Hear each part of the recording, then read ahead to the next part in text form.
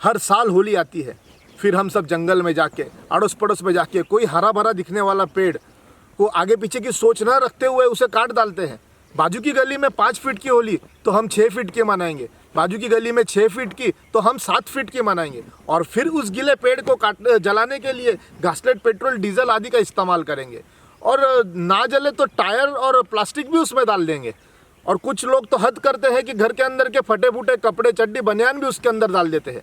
इस प्रकार के होलिका दहन पर्यावरण को दूषित वायु देता है, और हम ना कि सिर्फ पर्यावरण का नुकसान कर रहे हैं बल्कि अखंड मानव जात और जीवों को धोखा पहुंचा रहे हैं। क्या यही है हमारे हिंदू संस्कृति की पहचान? जो हिंदू संस्कृति पूरे जग कल्याण के बारे में सोचती है, उसके त्यौहार कभी किसी को नुकसान नहीं पहुंचा सकते। होली कैसे मनाते हैं, इसका धार्मिक, सांस्कृतिक, वैज्ञानिक महत्व क्या है, ये हिंदू होने के नाते जानना आपका कर्तव्य है। होलिका दहन एक ऐसा त्यौहार है जिसका पर्यावरण विज्ञान और प्राकृतिक चिकित्सा से सीधा संबंध है।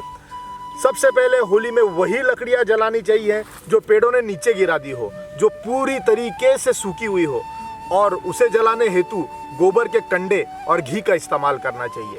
इसके अलावा किसी भी अप्राकृतिक वस्तु का इस्तेमाल नहीं करना चाहिए, मतलब नहीं करना चाहिए।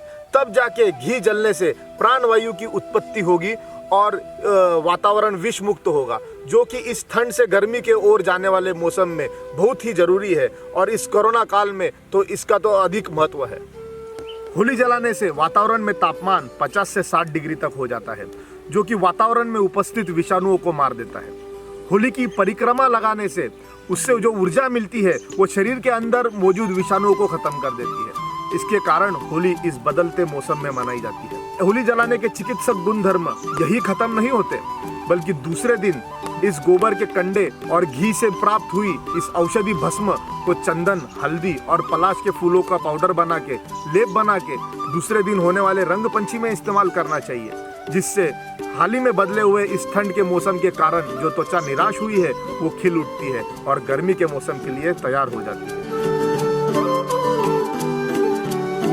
गर्मी के मौसम में जब जंगल सूख जाता है तो पलाश के फूल खिल उठते हैं। ये सही उदाहरण है कि प्रकृति हमें सही चीज सही वक्त पे प्रदान करती है। पलाश के फूल हमें शीतलता प्रदान करते हैं, जिसका रंगों में उपयोग करना मतलब गर्मी के मौसम के लिए तैयार होना है।